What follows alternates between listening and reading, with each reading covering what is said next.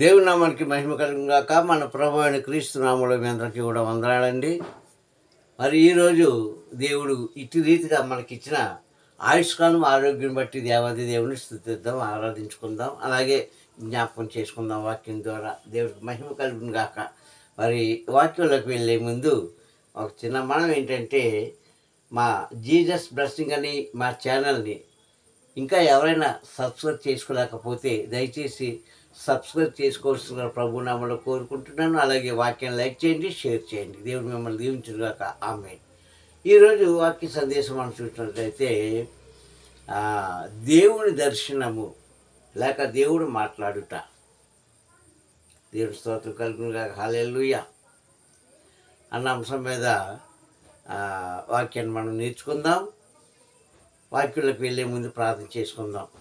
ప్రేమ స్వరూపి దయగలనైనా నీకు వందనములు తండ్రి. ఈ సమయంలో తండ్రి నీ అమూల్యమైన వాక్ ద్వారా మాతో మాట్లాడబోతున్నందుకు నీకు వందనములు. అయ్యా, ఇన్ని మాటలు ప్రకటిస్తున్న నాకు విన్న వారికి నీ ఆత్మను ప్రసాదం చేయండి. అయ్యా, నీ ఆత్మను మాకు దయచేసి నామను కనపరచుకోమని క్రీస్తు నామంలో ఈ ప్రార్థన అడుగుతున్నాను పరమ తండ్రి. ఆమేన్. ప్రియ సహోదరులారా, సర్వసాధారణంగా క్రైస్తవులైన వారు విశ్వాసులు, సేవకులని కాదండి. ప్రతి ఒక్కరు కూడా ఒక మాట అంటూ ఉంటుంటారు. ఏంటంటే, దేవుడితో నేను మాట్లాడాను. ఏంటండి? దేవుడితో నేను మాట్లాడాను, దేవుడు నాతో మాట్లాడాడు. అయితే ఇది ఎంతవరకు నిజం, ఎంతవరకు అది సత్యము అని మనం గ్రహిస్తాం. దేవుడికి మహిమ కలుగును గాక. కానీ నేనంటాను, దేవుని స్వరము వినడానికి అవకాశం ఉంది, కానీ దేవుడు స్వయంగా మనతో మాట్లాడే భాగ్యానికి మనం నోచుకోలేదని నేనైతే రూఢీగా ఖచ్చితంగా చెప్పగలను. ఎవరైనా సరే, ఎంత పెద్ద సేవకులైనా చిన్న విశ్వాసులైనా సరే ఈ మాటను తృణీకరించకూడదు. ఏంటి? దేవుడుతో నేను, నాతో దేవుడు ముఖాముఖిగా మాట్లాడుకున్నామన్నమాట. లేకపోతే దేవుని నేను చూశాను, లేకపోతే దేవుడు నన్ను చూశాడు అన్నమాట. ప్రియ సహోదరులారా, దేవుడు మనం చూస్తాడు కానండి, మనము దేవుడిని చూడలేము. ఇది అసాధ్యము. పోనీ దీనికి సంబంధించిన ఏదైనా వాక్యము ఈ గ్రంథంలో రాయబడిందా అని మనం ఒకసారి పరిశీలన చేసుకుంటే మనకు అక్కడక్కడ కొన్ని ఆధారాలు కనిపిస్తాయండి. దేవుడికి మహిమ కలుగును గాక. ఆదిలో మొదటి మానవుని పుట్టించిన దేవుడు ఎవరా? మొదటి మానవుడు ఆదాము. అందరికీ తెలుసు కదా. ప్రపంచం మీద మన బైబిల్ గ్రంథం ప్రకారంగా చూసుకుంటే ఆదాము అక్కడే ఈ భూమి మీద నరుడుగా పుట్టించాడు దేవుడు. చేశాడు ఆయన హస్తంతో. ఆయన తర్వాతే కదా ఎవరైనా చేశాడు. అంటే అందరిని చేయలేదండి, అందరిని చేయలేదు. ఆయన తర్వాత అవ్వని చేశాడు, అంతే. ఇంకెవరిని చేయలేదు. అంటే ఆది దంపతులైన వారిని దేవుడు చేశాడు, ఇంకెవరిని చేయలేదు. మరి ఏం చేశాడు? పుట్టించాడు. దేవుని స్తోత్రం, హల్లెలూయా. ఏంటండి? పుట్టించాడు. సరే, ఆ మాటకు వస్తే ఇక చాలామంది ఈ రోజుల్లో చాలామంది చెప్పేది, 199 మంది చెప్పేది, నేను దేవుని చూశానండి. ఇది నమ్మదగిన మాట అంటారా, నమ్మలేని మాట అంటారా అని మనం పరిశీలన చేసుకుంటే వీటి కోసం గ్రంథాల్లో ఏమైనా రాయబడ్డాయేమో అని మనం జాగ్రత్తగా గ్రంథాలని పరిశీలించాలి. దేవుని స్తోత్రం కలుగును గాక. అయితే మోషే కాలంలో మోషే గారు ఇశ్రాయేలు ప్రజలతో మాట్లాడిన మాట మనము ఈ సందర్భంగా జ్ఞాపకం చేసుకుందాం. దేవుడికి మహిమ కలుగును గాక. హల్లెలూయా. చూద్దామండి వాక్యాన్ని. ఎందుకంటే క్రీస్తు వారు కూడా ఒక సందర్భంలో చెప్పారు. మొదటగా వాక్యం చూద్దాం. ద్వితీయోపదేశకాండం 4వ అధ్యాయంలో 12వ వచనంలో ఇలాగ రాయబడింది. ద్వితీయోపదేశకాండము 4వ అధ్యాయము 12వ వచనంలో ఇలా రాయబడింది. మోషే గారు అంటారు కదా ఇశ్రాయేలుతో, ఓ ఇశ్రాయేలులు, హోరేబు కొండ దగ్గర అగ్ని ద్వారా దేవుడు మీతో మాట్లాడిన స్వరము మీరు విన్నారు. ఏంటండి? అగ్ని ద్వారా ఆ కొండ మీద నుంచి దేవుడు మీతో మాట్లాడిన స్వరము మీరు విన్నారు, కానీ దేవుణ్ణి చూడలేదు అని, కేవలం స్వరము మాత్రమే విన్నారు అని చెప్పాడు. రూఢీగా ఖచ్చితంగా చెప్పేశాడు. అది ఈ మాట నమ్ముదామా? నమ్ముదామండి? నమ్మాలి, తప్పదు, ఖచ్చితంగా నమ్మాలి. ఎందుకంటే సర్వాధికారి తండ్రి నేను అనుకుంటాను ఒక ఆదాము గారికి కనిపించి ఉండొచ్చు. ఆయన స్వరూపము ఆయన ఒక్కడే చూసి ఉండొచ్చు. నేను అనుకోవడం గ్రంథంలో రాయబడలేదు, కానీ మనం అనుకుంటే, ఎందుకంటే మొట్టమొదటి మానవుడు, పాపం తెలియలేని మానవుడు, అసూయ కుళ్ళి కుంతత్వాలు తెలియలేని మానవుడు ఎవరు అంటే ఆదాము ఒక్కడే కదండి. ఇంకా ఆ తర్వాత ఇంకా ప్రపంచం నాశనం అయిపోయింది అనుకోండి, అది వేరే విషయం. అయితే మట్టితో చేసిన ఆదాము యొక్క విగ్రహానికి, విగ్రహమే కదా, మట్టితో చేసిందేంటి? విగ్రహము కదా. ఆ విగ్రహానికి ఆయన ఊపిరి పోసి నిలబెట్టినప్పుడు కళ్ళు తెరిచాడు ఆదాము.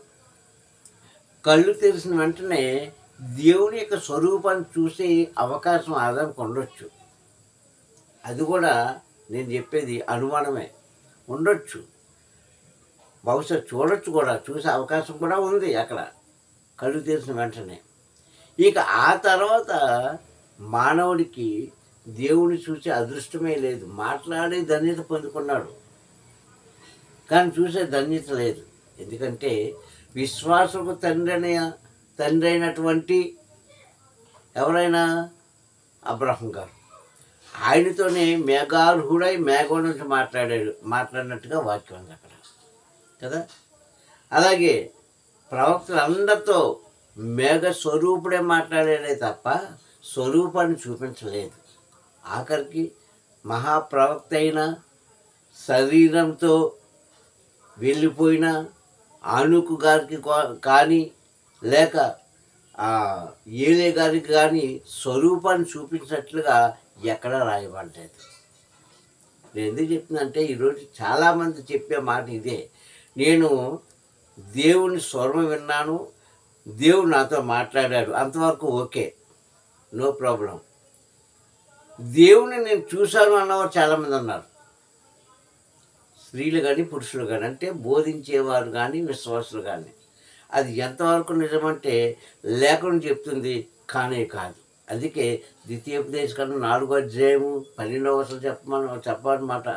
మీరు కొండలపై నుంచి వచ్చిన అగ్ని ద్వారా వచ్చిన ఆ స్వరాన్ని మాత్రమే మీరు విన్నారు, కానీ ఆయనను చూసిన వారు లేరని చెప్పేశాడు మోషే గారు. మీరు కేవలం స్వరం మాత్రమే విన్నారు అంతే, కానీ దేవుడిని మీరు చూడలేదు అని ఇశ్రాయేలు ప్రజలు ఎందుకు చెప్పాడంటే, సాక్షాత్తు 40 దినములు మనకు తెలుసు కదా, 40 దినాలు కొండ మీద ఉండి దేవుడితో సహవాసం చేసి దేవుడిచ్చిన లేఖనాల కోసం, దేవుడు మాట్లాడే మాటల కోసం 40 దినాలు రాత్రి పగలు అన్నపానం మానేసి ఆ కొండ మీద ఉండిపోయిన మోషే గారే దేవుడు చూడలేదు. చూసారా? అప్పటికి తన మనసులో ఉన్న కోరిక బయటపరిచి, అయ్యా తండ్రి యెహోవా, నిన్ను నేను చూడాలి అని నాకు ఆశగా ఉందయ్యా అని అడిగాడు. అప్పుడు ఆయన ఏమన్నాడు, తండ్రి వద్దు మోషే, నీవు నన్ను చూడలేవు అంటే, లేదు నేను చూస్తాను అన్న. నీవు నన్ను చూస్తే నువ్వు తట్టుకోలేవయ్యా అంటాడు. లేదయ్యా, లేదు ప్రభా తండ్రి, నేను ఎలాగనే నేను చూడాలంటే, అయితే ఒక పని చేయి, దూరంగా కనిపిస్తున్న ఆ కొండల ఆ కొండల దగ్గర వెళ్ళి ఆ రెండు కొండల మధ్యలోంచి చూడు, దగ్గర నుంచి వద్దని ఒక దూరపు ఒక 2 కొండలను చూపించాడు. వెళ్ళాడు మోషే కొండపైకి, వెళ్ళి ఆ కొండల మధ్య నుంచి చూస్తున్నాడు యెహోవాని. అయితే 1 సెకండు అలా వచ్చి వెళ్ళిపోయాడు, అది కూడా వీపు మాత్రమే. ఒక్క సెకండ్ అలా తన వీపును కనిపించి అలా వెళ్ళిపోయినప్పటికే మోసే సొమశీలు పడిపోయాడు. అలాంటిది దేవుడు చూసే అదృష్టం అమ్మంది. అంత పుణ్యాత్ములం మనం.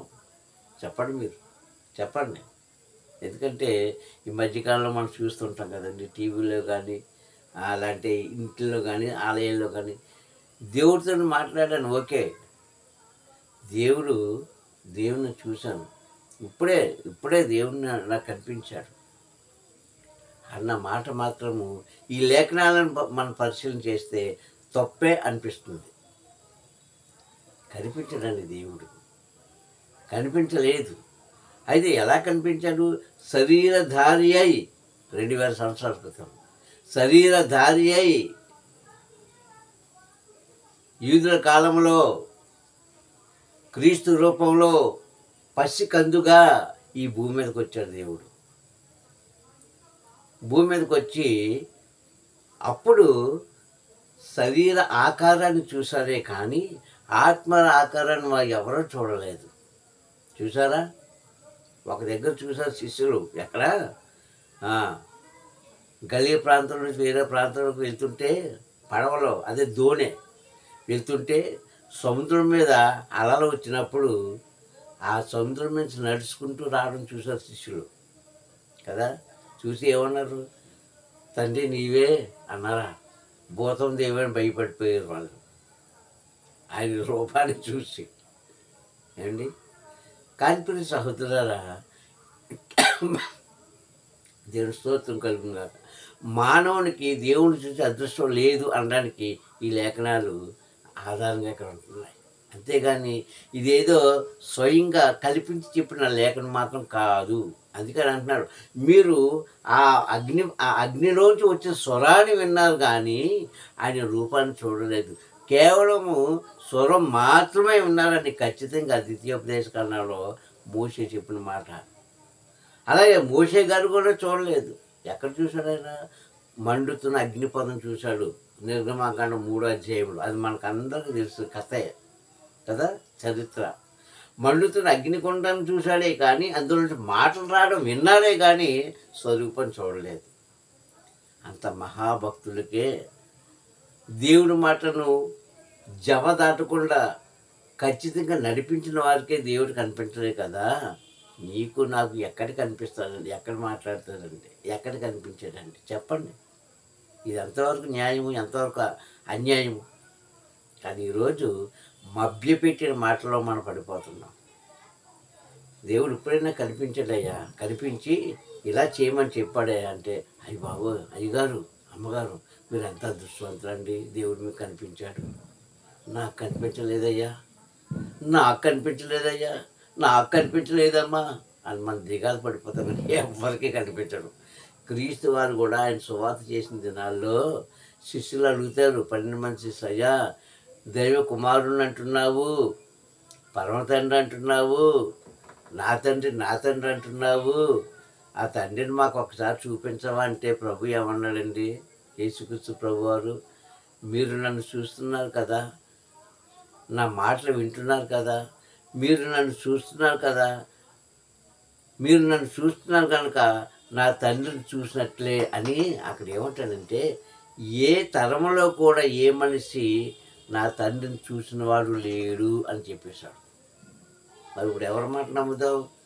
ఒక సేవకురాలు ఒక విశ్వాసం చెప్పిన మాట నమ్ముదామా? లేకుంటే సృష్టికర్త అయిన యెహోవా తన కుమారుడని క్రీస్తు చెప్పిన మాట మనం నమ్ముదామా? ఆలోచించుకోండి మీరు. ఎందుకంతగా రూఢిగా చెప్తున్నానంటే, అక్కడ ఆదాముని అంటాడు 3వ అధ్యాయం ఆదికాండంలో. ఆదాంతో సంధి వేళలో సాయంకాలం పొద్దున ఆయన దగ్గరికి ఆయనకు వచ్చి ఆదాంతో మాట్లాడాడు. ఏమో ముందు చెప్పుకున్నట్లుగా ఆయనకి కనిపిస్తే కనిపించవచ్చు. ఎందుకంటే అప్పుడు మానవుడు లేడు కనుక భూమి మీద కదా. ప్రభు ఎప్పుడు మాయమైపోతాడో తెలుసండి. ఎప్పుడు మాయమైపోయాడో తెలుసా? దేవుడు అనేవాడు ఎప్పుడు కనిపించాడో తెలుసా? నీలో పాపం అనే చీకటి, మోసము, దగ, అన్యాయము అనే ఈ యొక్క కొలెస్ట్రాల్ అంటే కొవ్వు, కళ్ళు పొగరపట్టిపోయే క్రియలు మనం చేస్తూ ఉంటే దేవుడు అనేవాడు మానవునికి కనిపించలేదు. అంతవరకు ఎందుకండి? మోషే గారే చూడలేదు. విశ్వాసుకు తండ్రి అయిన అబ్రాహమే చూడలేదు. నోవాహే చూడలేదు. ఎవరు కనిపించాడు? దూత స్వరం ద్వారా మాట్లాడారంతే, కనిపించలేదు ఎవరికండి. ఆఖరికి యేసుక్రీస్తు తన శరీర రూపంగా వచ్చినప్పుడు కూడా స్వయంగా వచ్చి ఆయన చెప్పొచ్చు కదా మరియమ్మకి, ఇదిగో నా కుమారునికి దయచేస్తున్నాను మరియమ్మ, ఎందుకంటే నువ్వు పుణ్యోత్పురాలివి, నువ్వు పరిశుద్ధురాలివి, నా మీద విశ్వాసించుకున్నా కనుక ఇదిగో నీకు దర్శనిస్తున్నాను ఇచ్చాడా? గాబ్రియల్ ద్వారా తెలియజేసిన వర్తమానాన్ని. దీని స్తోత్రం, హల్లెలూయా. కనుక ప్రియ సహోదరులారా, ఇలాంటి మాటలకు మనం దూరంగా ఉండాలి. మాట్లాడా ఓకే, దర్శనం ద్వారా స్వప్నం ద్వారా మాట్లాడచ్చు. మాట్లాడాడు కదా, యాకోబుతోనే స్వప్నం ద్వారా మాట్లాడిన దేవుడు, నీ సంతతిని నేను ఈ భూమి మీద విస్తరింపజేస్తానయ్యా అని వాగ్దానం ఇచ్చిన దేవుడు యాకోబుకే కనిపించలేదు. దూత స్వరూపంలో వచ్చాడు. తెల్లవారు పెరిగిలాడినప్పుడు ఆయన వచ్చాడు, దిగి దూత స్వరూపంతో వచ్చి ఆయనతో మాట్లాడేట్టు కనిపించాడు అంతవరకే. కానీ ఆయన స్వరూపాన్ని ఎవ్వరికీ చూపించలేదు. ఒక క్రీస్తుకు తప్ప ఎవరికి తెలియదు, ఎవరు చూడలేదు. బహుశా ఆదాము చూస్తే చూడవచ్చు. అందుకే కదా అంటున్నాడు, ఆ 3 అధ్యాయాలు అంటారు కదా ఆదికాండంలో, ఆదాముని పిలిచి, ఆదామా నీవు ఎక్కడున్నావు అని అడిగాడు కదా. అప్పుడు ఆయన ఏమన్నాడు? ఆదాము ఏమన్నాడు? తండ్రి, నేను నీ స్వరము విని భయపడి దాక్కున్నాను అన్నాడు. దేవుని స్తోత్రం కలుగును గాక. చూడండి ఏమన్నాడు? అయ్యా, నేను నీ స్వరము విని భయపడి చెట్టు చాటును దాక్కున్నాను అని చెప్పాడు. దేవుడికి మహిమ కలుగును గాక. ఎందుకు ఇంత రూఢీగా ఖచ్చితంగా ఈ మాటలు మనం నేర్చుకోవాలంటే, ఇప్పుడు సంగమా, ఒకరి మాట మనము నమ్మొద్దు. కేవలము వాక్యాన్ని మాత్రమే నమ్మండి. వాక్యం మీద మాత్రమే మీ గురి ఉంచండి. మరలా చెప్తున్నాను, దేవుడు ఏ కాలంలో ఏ మనిషికి కూడా దర్శనం ఇవ్వడు.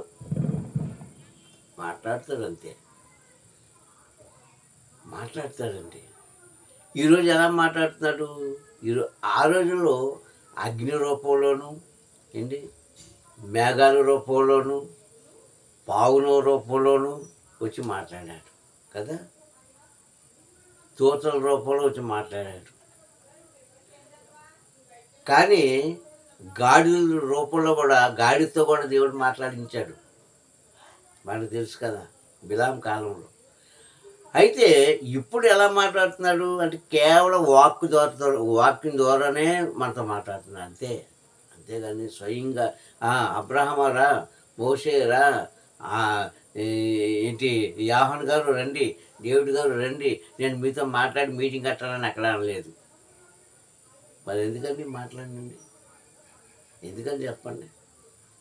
దేవుడు మనతో మాట్లాడతాడే కానీ ఆయన స్వరూపం చూసిన వాడు నాడు లేడు నీడు లేడు ఇక ముందు కూడా ఉండడు. అంత భక్తి పరులైన వారు, అంత భయంతో ఆయన మాట విని ఆఖరికి నది పాయలు చేసిన యెహోషువతోని దర్శనం ఇవ్వలేదు. సముద్రాన్ని పాయలు చేసిన మోషేకి దర్శనం ఇవ్వలేదు. వర్షాన్ని ఆఫ్ చేసిన ఏలియాకి ఆయన రూపాన్ని చూపించలేదు.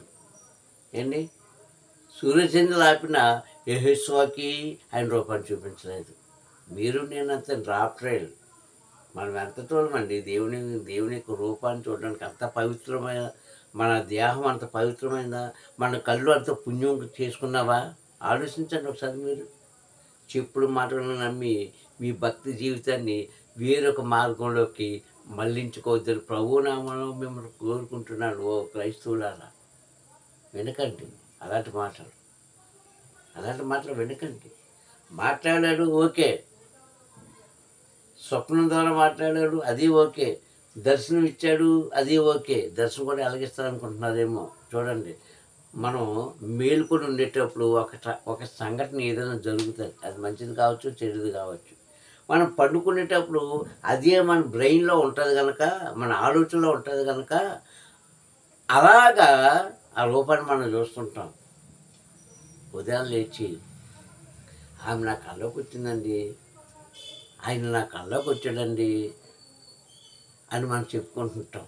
కళలోకి వచ్చాడు అలా చూడకేమో కానీ స్వయంగా దేవుని చూసిన వాడు అప్పుడు లేడు, ఇప్పుడు లేడు, ఇక ముందు కూడా ఉండడని ఖచ్చితంగా నేను చెప్తాను. ఒకవేళ ప్రపంచంలో ఎక్కడైనా ఉన్నాడంటే వారి జీవితం ధన్యమే. దేవుని స్తోత్రం, హల్లెలూయా. ప్రపంచంలో ఎక్కడైనా ఉంటే ఆయన జీవితం ధన్యమే. ప్రియ సహోదరులారా, మనం అంత పుణ్యాత్ములు కాదండి. ఈ తరంలోనే కాదు, మన ముందు జరిగిన తరాల్లోనే కాదు, ఇక ముందు రాబోతున్న తరాల్లోనే కాదు, దేవుని యొక్క రూపాన్ని చూసిన వాడు లేడు లేడు లేడు. ఇది ఖచ్చితం.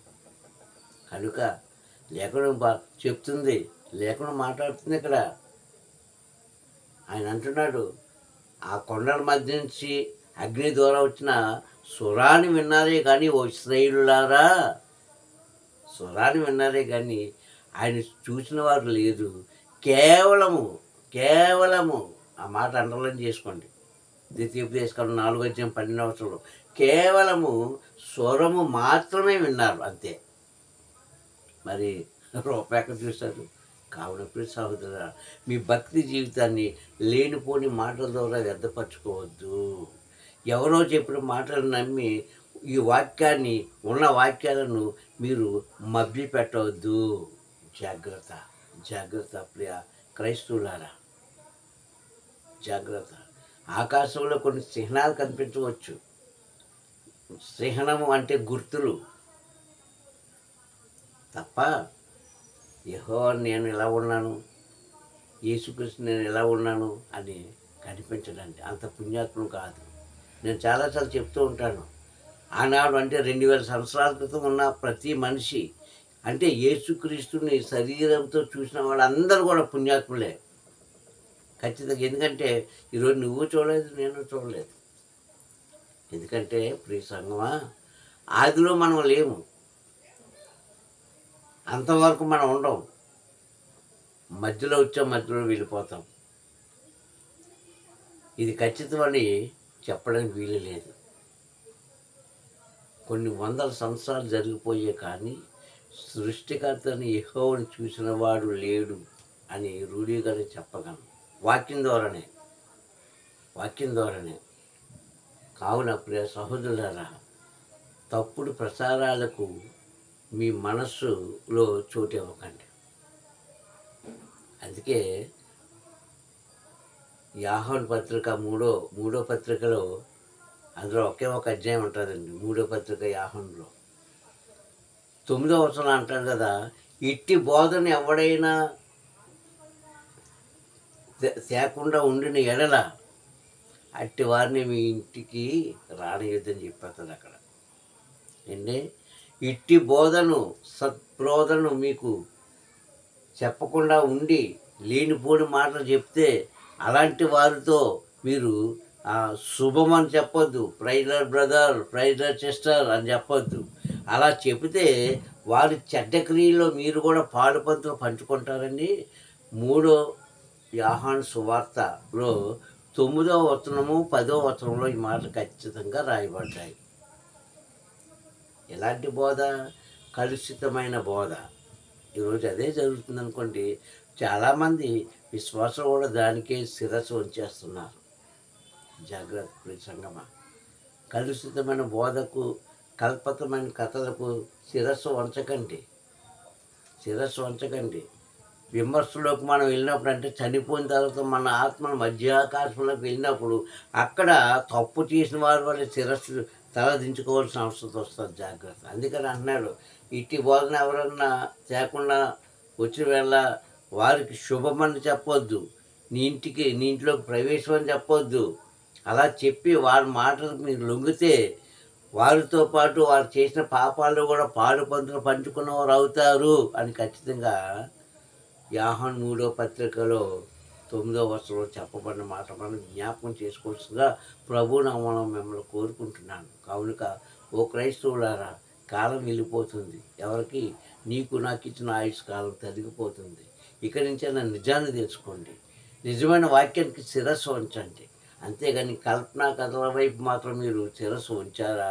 మీరు మధ్యాకాశంలో మనం చనిపోయిన తర్వాత మన ఆత్మలు మధ్యాకాశం వెళ్ళాక యేసుక్రీస్తు వారు రారాజుగా కుర్చీ మీద కూర్చునేటప్పుడు మనం దోషులమని తీర్పులోకి మనం వెళ్ళకూడదు, నిర్దోషులుగా ఉండాలి. అలా ప్రభు వస్తాడా? వచ్చాడా? మధ్యాకాశంలో ఆయన ఉంటాడా? చూసుకోండి. మత్తయి సువార్త 25వ అధ్యాయంలో 31వ వచనం అదే ఉంటుంది. మీరు చూసుకుంటే మత్తయి సువార్త 25వ అధ్యాయము 31 నుంచి ఇంచుమించుగా కింద వచనాలన్నీ కూడా అవి. మధ్యాకాశంలో తీర్పులోకి వెళ్ళేటప్పుడు మనం దోషులుగా ఉండకూడదు. అంటే ఈ భూమి మీద కొన్ని కల్పనా కథలకి కానీ కొన్ని మాయ మాటలకు కానీ మీరు లోబడకూడదని ప్రభు నామమున మరొకసారి మిమ్మల్ని విన్నపించుకుంటున్నాను. ఓ క్రైస్తవులారా, విన్నపించుకుంటున్నాను. కనుక మోషే చెప్తున్నాడు ఇక్కడ, మీరు స్వరం మాత్రమే విన్నారని ఖచ్చితంగా నొక్కి ఒక్కాడించాడు. అంటే స్వరూపాన్ని ఎవరు చూడరు కూడా. కనుక మాయ మాటలు పడి దేవుడితో ఇప్పుడే మాట్లాడొచ్చాను అయితే అవ్వచ్చు, కానీ ఇప్పుడే నేను చూసి వచ్చాను అన్నది మాత్రం పచ్చి అబద్ధం అని నేను ఈ వాక్యం ద్వారా తెలియజేస్తూ మీకు ఈ వాక్యాన్ని అందిస్తున్నాను. ప్రార్థన చేసుకుందామండి. ప్రేమ స్వరూపి దయగలనైనా కృపగల తండ్రి, నీకు వందనములు. ఈ సమయంలో నీ వాక్ ద్వారా మాతో మాట్లాడినందుకు స్తోత్రం నాయన. అయ్యా, నిజమేంటో అబద్ధమేంటో తండ్రి నీ వాక్ ద్వారా మాకు తెలియజేసినందుకు వందనములు. ఒకవేళ ఇంతకాలం మేము అబద్ధాన్ని తండ్రి నాయన ప్రోత్సహిస్తే, అబద్ధపు మార్గంలో నడిస్తే మమ్మల్ని క్షమించి, ఇదిగో తండ్రి నీ లేఖనం ప్రకారంగా, అయ్యా నీ లేఖనం విని ఆ మాట ప్రకారంగా నీవిచ్చిన ఆజ్ఞ ప్రకారంగా మీరు నడుచుకునే భాగ్యం కలుగు చేసి మహిమ పొందుకోండి. వాక్యం ఉన్న ప్రతి బిడ్డలను మీరు దీవించి ఆశీర్వదించమని, సత్యాన్ని గ్రహించవలసిన బాధ్యత వారికి దయచేయమని క్రీస్తు నామములో ఈ ప్రార్థన అడుగుతున్నాను పరమ తండ్రి. ఆమేన్, ఆమేన్, ఆమేన్. మీ అందరికీ ప్రభు నామములో మరొకసారి వందనాలు. మళ్ళా చెప్తాను, మా జీసస్ బ్లెస్సింగ్ అనే యొక్క ఛానల్ని ఇంతవరకు ఇంకెవరైనా సబ్స్క్రైబ్ చేసుకోలేని వారు ఉంటే చేసుకోండి. వాక్యానికి లైక్ చేసి షేర్ చేయండి. పరమ తండ్రి యొక్క దీవులు మీరు సదా పొందుకోండి. Praise lord. మీ అందరికీ వందనాలు.